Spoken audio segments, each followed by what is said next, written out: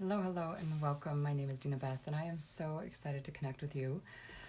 It has been a crazy week, and I just wanted to share some of the journey, and perhaps there is someone that is really looking for this message. So, the message tonight is about instinct versus survival. Instinct survival / inspiration. Are you living, kind of below the line in our instinct survival mode, which I've talked about before? Is like living, with this glove taking the lead, and you can see my glove is like ripped and torn and stained, right? Well, when we came into this planet, we inherited this body, and this body is a lot like a glove. And of course, our spirit is the animation that brings our body to life. So without the animation, we are missing the boat, right? We're putting the glove first, and it's becoming, more vitally, kind of this taking over our will, so to speak, losing our sense of who we really are to what's going on around us and what we've inherited, maybe in trauma or, some kind of story that is inhibiting who we really are. So thank you for joining. My name again is Dina Beth, and I'm with the Win Inc. And I love talking about winning more in life, winning more in business, winning more in relationships, whatever it is you want to win more with. This is what we're about here. So happy to connect with you. And tonight is such an important topic because I've been walking through a really intense version of this, probably a higher level than I've ever considered before. And it's really brought out some of this on a really deep, in a deep way. So I would love for you to let me know when you're coming in. If you're coming in live, please let me know where you're coming in from. I'm on a live. Give me just a minute, sweetheart. And if you're coming in on the replay, please type replay here in the chat. And again, I would love to connect with you on this topic and see if it can serve you in some way in your journey. Because again, this is profoundly transformative. If you're struggling in survival, if you feel like you're just barely getting by, my daughter was in Costco and Walmart trying to buy tissue yesterday, toilet paper, and it was just insane. I'm sure so many of you have seen some of this coronavirus frantic panic that's just like taken our, jugular veins as a country, and of many countries, of course. And it's putting us in the survival mode. And I just feel like that instinct has kicked in. We're in fight, we're in flight, we're in freeze, we're in, fighting over the toilet paper roll. I had someone posting, hey, is there anybody out there willing to share a square? I mean, one little square of toilet paper is like a real big deal right now. Amazing conversations going around on this topic, and what was fun was to be able to have the conversations with my teenagers and my 20 somethings, and have the perspective of what is really helping us deal with some of this trauma and some of this fear-based model, because so much of our culture says we need to do this to save our lives. Well, that may be true. I'm not going to down that one. I'm just going to say, what about faith? What about faith? What about trust? Where are we losing out on a really great opportunity to build some faith and trust? And so, like I say, I want to share my own experience if you're open to hearing that, to help maybe illustrate what this looks like, because it's so profound in the way that it impacts our body, impacts our mind, impacts our level of sanity, impacts the way we treat ourselves, the way we treat others, and of course everything in our life is improved when we get our own sense of alignment in this subject. So I would love to hear your thoughts. If you have had some experience with this, coronavirus paranoia, I'm going to call it what I think it is. Of course, you probably may think it differently, and that's totally fine. I'd love to hear your thoughts. But I think it's pretty fascinating to have the conversations and just see what people are seeing and feeling and living on this topic, because it really is impacting so many of us on so many levels that may not necessarily be for our best good. I mean, I've got a friend that's pulled her kids out of school, and she's just isolating herself kind of in a bubble, and that's totally fine. I mean, I think we should be able to do that if we want to, but is that necessary?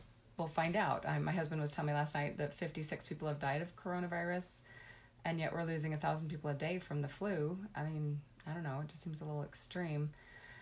And that's not counting the whooping cough and, some of the other things that are going around that take thousands of lives all the time. And yet 56, I mean, that's a drip of, the population. And yet it's like this really huge pandemic threat. And I'm kind of appalled, honestly, at how the frenzy is on. Maybe it's totally normal for some, but for me, it just seems completely not realistic or reasonable. It feels like it's kind of contrived. So I'd love to hear your thoughts. Again, I'd love to hear where you're coming in from. I'd love to hear, what it is about your journey that is really showing up to cause you to maybe be looking at, am I in that mode? Am I in the survival mode? Because what we know about survival is it's putting us in this lower, what we call reptilian brain. Of course, there's a lot of different words to that, but it's the part of us that is just, and we're really coming from this place of feeling threatened, right? So there, our solar plexus is we're feeling tension. And, of course, these two brains are working together. So our solar plexus and the back of our brain are just, trying to figure out how to survive, right? We have a lot of survival mechanisms in there. But if we could consider there's another way to look at this, if there's a line here and above that line is this animated spirit, right? This human spirit is above the line. Below the line is that glove that I described earlier in this video. Which one do you want in charge? Do you want the glove to take the lead and be in charge of everything that happens to you? Or would you rather operate from this higher plane that gives you access to the quantum field, that gives you access to the divine? It gives you access to what's possible outside of this realm. And it kind of gets us out of the fear-based model of that there isn't any hope and we have to, just strive and thrive strive and work hard, or we're not gonna survive. And that model is really gripping us as a people, as a country. Fascinating enough. I'm just curious, what is your experience with that? I'd love to hear. It's so nice to see you, Rachel. Oh my gosh, what a treat. What a precious thing to have you here. Look, we got Kathy. Oh my gosh, you're watching my live. How wonderful. Kathy's right here. And Jesse, give me a minute. I'm on a live right now. Come back in a few minutes. So thank you, sister, for being here. So yeah, I just wanted to talk about this survive, thrive thing because, of course, in my view of the world, thrive is above the line and survive is definitely the opposite of that. And we're so in that mode of survive right now, right? What is that doing for us? I mean, how is it causing us to be more connected? How is it causing us to create more faith? How is it causing us to build what it is we really want? I mean, how is it possibly going to get us more of what we really want? And that's my question. And I know it's not. It's going to create division and, of course, disconnect and more of that isolation. And, of course, that always creates more of what we don't want in ourselves. We all become a little bit more insane, a little more paranoid, a little bit more, disrespectful and inconsiderate of each other. And it's almost like people become objects to us instead of people because they might have the virus, right? I mean, a lady was talking to my granddaughter last night and touched her hand and she was like, oh, I shouldn't touch her because that, I memean, really? Come on. It just seems so extreme, over 56 people that have died over this. Seems so out there. Anyway, I just feel like there's something for us to learn from each other on this subject and not, hey, Victoria, glad you're here. Welcome. So my experience this week has been pretty profound on this topic, and it's in my own healing journey, and perhaps there's something in the story that would serve someone. So if you know someone who's really struggling with this coronavirus paranoia, maybe you can share this out. Maybe you can, just share it at the bottom of the screen, or maybe you can pop it in someone's inbox by just grabbing that URL and dropping it, anywhere you'd like. You can drop it in their message. You can share it with, their page, whatever you feel would be useful. But really the thought that I'm having here is how can we rise above, the masses? Let's be that sheep that's heading the other direction. Have you ever seen that picture? It's like all the sheep are standing at the ledge, jumping off and doing their thing. And then there's one black one is just like heading the other way. It's just like, part the waters, I'm not going to be a sheep. I'm not going to follow the masses because they're acting kind of insane right now. Hey, Rose, so happy to see you. What a treat to have you with us. So again, I would love to hear your thoughts. I might be a little bit off kilter, which is totally fine with me. I want to be that black sheep heading the other direction because I'm just not going to be one of those follow the sheep, do whatever everybody else do. It's just not who I am. So I say, what's wrong with that? It feels unsafe. So what? I'm not going to be one of those gloves, right? That my glove doesn't get to dictate. Spirit gets to dictate. So the way it goes down in my story, if you'd like to hear it, send me some love, send me some thumbs up, send me something that, and maybe let me know you're interested in hearing such a interesting. It's interesting because it's helpful in regard to this overcoming fear by faith, which is, I think, the answer. I think it's the answer to this crisis, to any crisis in life. And in my case, it happens to be health. So if you're really struggling in this department, this might be a great conversation to be having with yourself and with those around you. What if we could overcome this pandemic through faith instead of fear, and then we could start finding answers and solutions instead of being so paranoid in a way? That's just my view. So again, I started out the week with a really exciting session with a group of people, and I had a really, really great conversation. We talked about the deception that we put ourselves in because of fear. And often when we are in a social situation, we often see another person as an object, like we've talked about before in this. And it changes up the whole dynamic of how we interact with them. Suddenly there's this angst, and there's this tension, and there's this disconnect that goes on, and then nobody gets what they wanted out of that interaction. I mean, nobody's benefited. And for reality, they walk away feeling hurt, feeling disrespected, feeling like they don't want to be there anymore. They don't want to participate in that relationship anymore. They don't want to work at that job anymore. They don't want to, be in that relationship anymore. And that's real. That happens all the time in our life, right? I mean, maybe you can relate. There's somewhere in your life where maybe that's happening.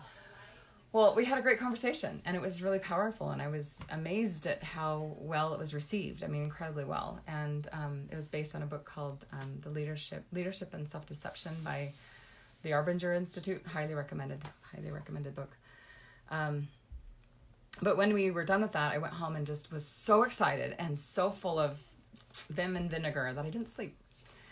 Next day, I was just so tired. Have you ever been so tired you couldn't sleep? Just not happening. Well, that's what happened the next night. And so when I woke up yesterday, I was in migraine city. I don't know if any of you have had a migraine. Send some emojis through or something, because migraines are just beasts from where. And there was nothing. I mean, no Celtic salt was fixing it. No food was fixing it. No amount of meditation was fixing it. And I could not sleep no matter what I did. And so I'm curious about this body and why it is it's kind of caught in this condition. And it's fascinating to think about what would cause this, right? Where was this going? What's going on with this? So you might consider, is there something in your life that's causing you to not get your sleep and causing your body to be, in that overdrive, overworked, overstressed, overtaxed? Well, that's been the journey. That's why I'm looking at this situation now with my health, where it's like worn out. I mean, it's just like I've got to rebuild from the inside out, getting my body to respond. The hypothalamus needs to be rebuilt. My endocrine system needs rebuilt. My innards, my organs get to be rebuilt. And it's like this conscious, deliberate effort to learn how to be at ease. Well, how do we ever get at ease when we've been in dis-ease all this time? We're creating dis-ease in our body, disease in our body, because we're not willing to slow down and just slow down and wake up. We kind of get to grow up, and then we get to wake up, and that's what we want to talk about here. Wow. Imagine that. Imagine growing up and waking up. In other words, we can stop acting like children, right? Stop acting like sheep. Stop acting like we're just being subjected to this horrible thing that's happening. Well, maybe we're not. Maybe we're given an opportunity to kind of look at it with an objective view, something to think about. So again, I'd love to hear your thoughts. Feel free to chime in here. I would love to hear where you're at with this. Maybe you're want to tell me I'm full of it and I'm going to die and all my family's going to die because I'm not being vigilant. And I'm not saying I'm not. I'm just saying I think it's fascinating how extreme this has turned out to be, just based on a lot of hoopla and bells and whistles that people with a lot of cash showed up with to really scare the bejeebies out of all of us. And I just say, why are we following along with this ride? It's just a ride. It's just a little roller coaster ride, and it's happened before, and yet this time we're taking it so extreme. Anyway, I know we all come from histories that have this kind of stuff, and so it just plays out. Hey, Christy, I'm so happy you're here. Welcome. Obviously, I'm not wearing my glasses. I have to lean in here to find anybody's name. So I just want to make a comment that I had a profound experience in surrender yesterday, and I thought maybe it would be of service to someone here today. Tell me what your thoughts are in surrender. What does that word mean to you? The word Islam comes from that word surrender, because they found that the word surrender is really where it's at, because that's where you really get the biggest bang for your buck. That's when you finally say, I'm done being at the helm of my ship. I am done being the captain here. I'm talking about our brains, right? So this brain doesn't get to be at the helm of this ship. This brain doesn't get to roll. This glove doesn't get to roll my spirit anymore. The apps that I've decided to inherit and the stories that I've decided to tell myself because my mom came over from Germany when she was 3 and there was bombings everywhere. I don't get to let those take the lead and dictate how I run my life. So what? That was an experience. It was powerful. It had tremendous impact. But do we get to dictate our life based on this fear-based model? Or do we get to say, well, that was then and this is now. That was those guys and this is me. I'm going to choose a different path. I don't choose to live in fear. I choose to live in faith. So that's just my point today. So surrender was a massive experience yesterday, and it was the only thing that could get me out of the dis-ease of the fear of this body and this brain.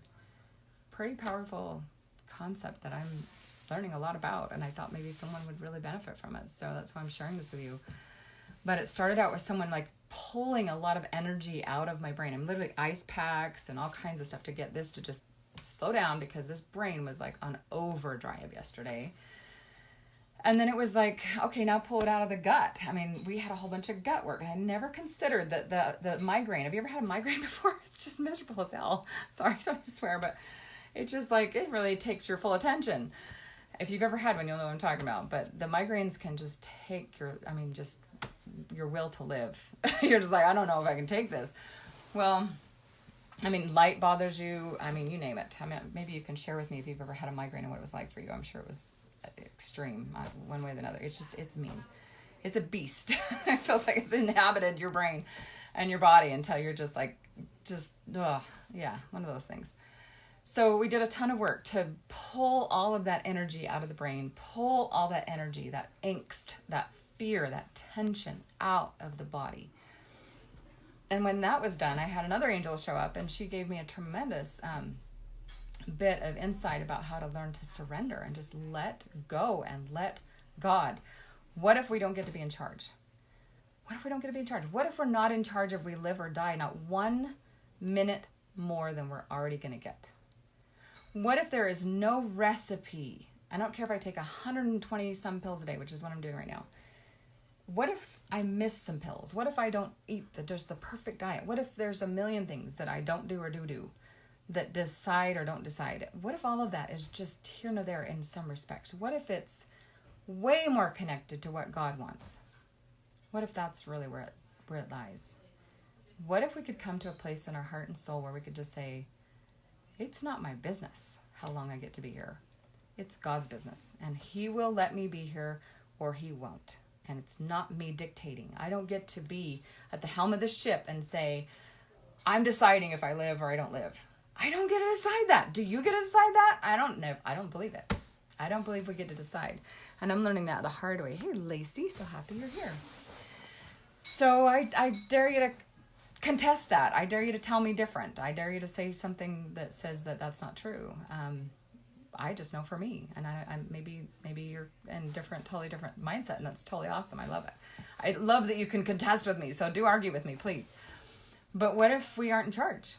What if I will not be here 1 single minute longer than God says? And what if I can surrender to that and give my heart and soul to, oh my goodness, I have never been in charge. What if I'm not in charge? What if God is in charge of whether I live or whether I don't live? That's the end of it. And what if we could just like surrender, like all out, like you can have me. You want me? I'm right here. Take me. What if I could do that?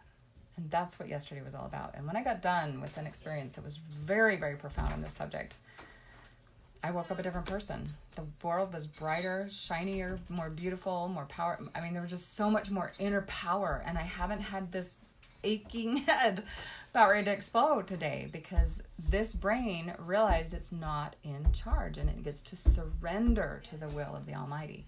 Imagine that. Imagine how powerful that is. Pretty profound moment. So I hope that's beneficial to someone here.